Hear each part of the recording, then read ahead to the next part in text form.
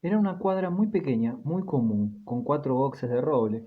Aunque se habían lavado las baldosas por la mañana y las divisiones, las artesas y los pesebres estaban mantenidos con mucha pulcritud, se respiraba allí un olor penetrante.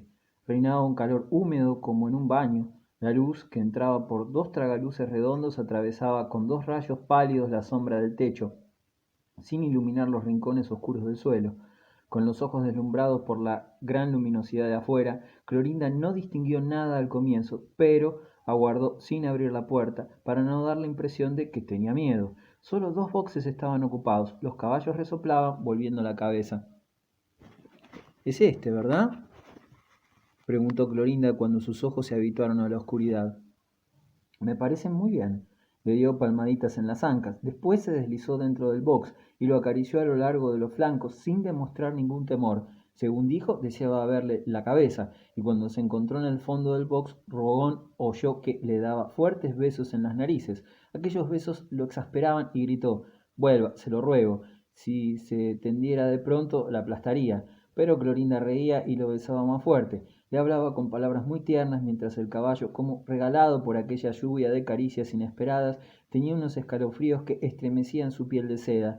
Por fin Clorinda reapareció. Dijo que adoraba a los caballos y que ellos la conocían tan bien que nunca le hacían daño, aun cuando los molestara. Sabía cómo tratarlos. Eran animales muy mimosos, pero aquel parecía ser muy dócil y se puso en cuclillas detrás de él, levantándole una de las patas para examinarle el casco. El caballo no chistaba. Rubón, de pie, miraba a Clorinda, agachada en el suelo, en el montón enorme de sus faldas. Sus caderas abultaban la tela cuando ella se inclinaba hacia adelante. Rubón no decía ya nada, sentía la sangre en la garganta, invadido de pronto por la timidez que experimentan las personas brutales. Sin embargo, terminó por agacharse y entonces ella sintió un roce bajo sus axilas, pero tan leve que continuó examinando el casco del caballo. Rubón respiró y bruscamente extendió más las manos. Ella no se estremeció siquiera, como si hubiera esperado aquello. Soltó el casco y dijo sin volverse: ¿Qué tiene usted? ¿Qué bicho le ha picado? Él quiso tomarla por la cintura, pero recibió varios papirotazos en los dedos mientras ella agregaba: No, nada de juegos de manos, por favor. Soy quisquillosa, como los caballos. Qué raro es usted. Clorinda reía, como si afectara no comprender. Cuando sintió en la nuca el cálido aliento de Rubón, se levantó con la elasticidad vigorosa de un resorte de acero y fue a adosarse contra la pared, frente a los boxes. Él la siguió, con las manos tendidas, tratando de agarrarle lo que podía, pero ella se forjaba un escudo con la cola de su traje que llevaba en el brazo izquierdo, mientras que con su mano derecha sostenía la fusta. Él, con labios temblorosos, no pronunciaba una palabra. Ella, en cambio, muy serena, seguía conversando. No se le ocurra tocarme, dijo. De joven recibí lecciones de esgrima. Lamento no haberlas continuado. Tenga cuidado con sus dedos. Tome. ¿Ve lo que le decía? Parecía jugar. No golpeaba fuerte. Se divertía solamente en cruzarle la piel cada vez que él avanzaba. Era tan pronta para responder que él ni siquiera podía llegar a tocarle el vestido. Al principio quiso tomarla por los hombros, pero, alcanzado 2 veces por la fusta, la emprendió con la cintura. Luego, golpeado otra vez, se agachó solapadamente hasta las rodillas, pero no con la suficiente rapidez como para evitar una lluvia de leves latigazos que lo obligaron a levantarse.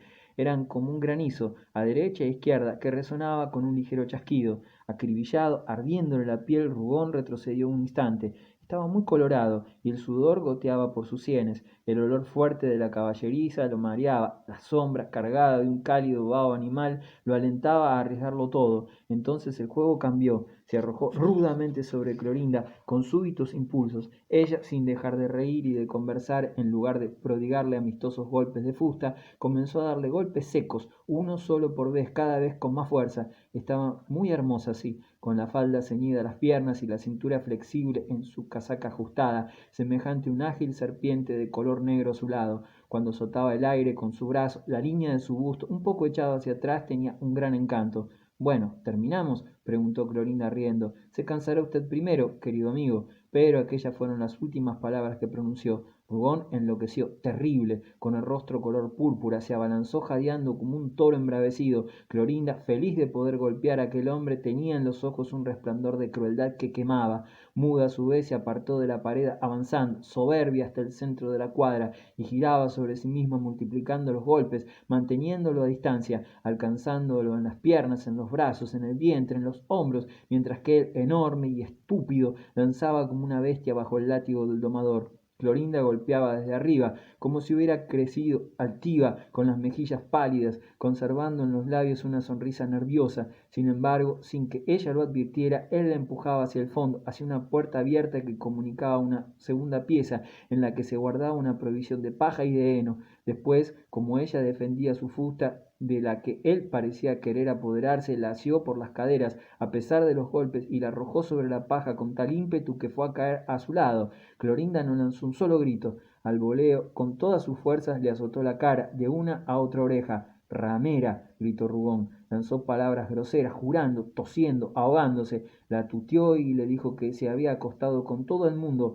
con el cochero, con el banquero, con Pozzo. Luego le preguntó, ¿por qué no quiere conmigo? Ella no se dignó contestar, estaba de pie inmóvil, con el rostro muy blanco, con una serenidad altiva de estatua. ¿Por qué no quiere? Repitió Rubón. El otro día me dejó apretarle los brazos desnudos. Dígame solamente por qué no quiere. Ella permanecía seria, superior a la injuria, con la mirada perdida. ¿Por qué no? Dijo Clorinda por fin, y mirándolo prosiguió al cabo de una pausa. Cásese conmigo. Después todo lo que quiera. Él rió con una risa forzada, tonta e hiriente, acompañada de un gesto negativo de cabeza. Entonces jamás, exclamó, ¿me oye? Jamás, jamás. No agregaron una palabra y volvieron a la cuadra. Los caballos en el fondo de sus boxes volvían la cabeza resoplando más fuerte, inquietos por aquel ruido de lucha que habían oído detrás de ellos. El sol acababa de llegar a los dos tragaluces y dos rayos amarillos salpicaban la sombra con un polvillo brillante, y el suelo, en el sitio donde incidían los rayos, humeaba, desprendiéndose de él un olor más intenso todavía. Clorinda, muy serena, con la fusta bajo el brazo, se deslizó nuevamente junto a Monarca, al cual dio dos besos en las narices diciendo, adiós, encanto, tú sí que eres bueno. Abatido, avergonzado, Rugón sentía una gran calma. El último latigazo había en cierto modo satisfecho su carne. Con sus manos temblorosas aún, rehizo el nudo de su corbata, palpó su casaca para verificar si estaba abotonada. Luego se sorprendió quitando cuidadosamente del traje de montar de la muchacha algunas briznas de paja que habían quedado adheridas a ella. El temor de que lo encontraran allí le hacía aguzar el oído. Clorinda, como si nada extraordinario hubiera sucedido entre los dos, lo dejaba girar en torno a su falda sin el menor temor. Cuando le rogó que abriera la puerta, él obedeció. Una vez en el jardín, caminaron lentamente. Rubón sentía un leve ardor en la mejilla izquierda, se la taponaba con su pañuelo. Al llegar al umbral del despacho, la primera mirada de Clorinda fue para el reloj. Son 32 billetes, dijo sonriendo. Al ver que él la miraba sorprendido, rió más fuerte y continuó. Despídame pronto, mire que la aguja avanza. Está comenzando el 33.er minuto. Vea, vea, le dejo los billetes sobre el escritorio. Rubón entregó los 320 francos sin una vacilación. Solo sus dedos tuvieron un pequeño temblor al contar las monedas de oro. Era un castigo que se infligía. Ella entonces, entusiasmada por el modo en que él soltaba semejante suma, se adelantó con un gesto adorable de abandono y le ofreció la mejilla, y después de recibir un beso paternal de Rugón, Clorinda se marchó muy satisfecha, diciendo, gracias en nombre de esas pobres muchachas. Me quedan 7 billetes solamente. Padrino me los comprará. Cuando Rugón estuvo solo, volvió a sentarse ante su escritorio maquinalmente, reanudó el trabajo interrumpido, escribió durante algunos minutos consultando con gran atención las hojas esparcidas delante de él. Después permaneció con la lapicera entre los dedos, el rostro grave, mirando al jardín por la ventana abierta, sin ver. Lo que volvía a encontrar en aquella ventana era la delgada silueta de Clorinda, arrollándose y desenroscándose con la suave voluptuosidad de una culebra azulada. Entraba deslizándose y en el centro del despacho sirvió sobre la cola viva de su traje, vibrantes las caderas, mientras sus brazos se alargaban hasta él con un deslizarse sin fin de anillos flexibles. Poco a poco, segmentos de su persona invadían la pieza y se revolcaban por todas partes, sobre las alfombras, en los sillones, a lo largo de los cortinados, silenciosa, apasionadamente. Un olor intenso y acre se desprendía de ellas. Entonces Rugón arrojó violentamente su lapicera, dejó el escritorio con ira, haciendo crujir sus dedos unos contra otros. Iba a impedirle trabajar ahora. Aquella muchacha se estaba volviendo loco para ver cosas que no existían. Él, que tenía la cabeza tan firme, recordó que, hacía tiempo, cuando era estudiante, escribía noches enteras junto a una mujer, sin oír siquiera su respiración. Alzó el store, abrió la segunda ventana y estableció una corriente de aire, abriendo brutalmente una puerta en el otro extremo de la pieza, como si estuviera por asfixiarse. Con el ademán irritado con que hubiera espantado a una avispa peligrosa, se puso a expulsar el perfume de Clorinda agitando el pañuelo. Cuando dejó de sentirlo, respiró ruidosamente, se enjugó la cara con el pañuelo para quitarse aquel calor con que la muchacha lo había impregnado, pero no pudo continuar la página comenzada. Caminó de un extremo al otro del despacho con paso lento. Al mirarse en un espejo vio una señal roja en su mejilla izquierda. Se acercó y se examinó. La fusta había dejado solo un leve rasguño que podría explicar achacando a cualquier accidente, pero si la piel conservaba apenas la marca de una delgada línea rosada, él sentía nuevamente en la carne profundamente la quemadura ardiente del latigazo que le había cruzado el rostro. Corrió a un cuarto de baño instalado detrás de una cortina y sumergió la cabeza en una palangana de agua, lo cual le alivió mucho. Temía que aquel latigazo le hiciera desear a Clorinda con más ardor. Temía pensar en ella hasta que el pequeño arañazo de su mejilla no hubiera curado. El calor que sentía en aquel sitio le descendía hasta los miembros. No, no quiero, dijo en voz bien alta, regresando a su despacho. Es estúpido, al fin de cuentas. Se sentó en el canapé, cerrando los puños. Entró un criado para avisarle que el almuerzo se enfriaba, pero no pudo sacarlo de aquel ensimismamiento del luchador, en lucha contra su propia carne. Su rostro duro se hinchaba bajo un esfuerzo interior, su cuello de toro estallaba, sus músculos se endurecían como si estuviera ahogado en sus entrañas, sin un grito a algún animal que lo devorara. Esta batalla duró 10 largos minutos. No recordó haber gastado jamás tanta energía. Salió lívido de aquella lucha con la nuca bañada en sudor. Durante 2 días Rugón no recibió a nadie. Se sumió en un trabajo considerable. Pasó en vela toda una noche. Su criado lo sorprendió en 3 ocasiones echado en el canapé como atontado, con un rostro terrible. La tarde del segundo día se vistió para ir a casa de Del Stan, donde debía cenar, pero en lugar de atravesar los campos elíseos subió por la avenida y entró en la casa de los Balbi. Eran las 6 de la tarde. La señorita no está, le dijo Antonia, deteniéndolo en la escalera con su risa de cabra negra. Rugón alzó la voz para que lo oyeran y dudaba si se retiraría o no, cuando Clorinda apareció arriba, inclinada sobre la barandilla. ¡Suba! Gritó. ¡Qué tonta es esta muchacha! Jamás comprende las órdenes que se le dan.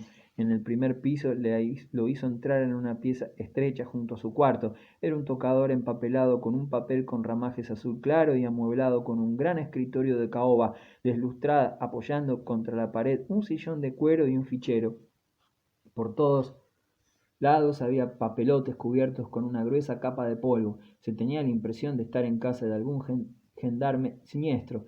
Clorinda tuvo que ir a buscar una silla a su habitación. Después de traer la silla, le explicó que estaba escribiendo su correspondencia y le mostró sobre el escritorio unas hojas anchas de papel amarillento, escritas en letra grande y redonda.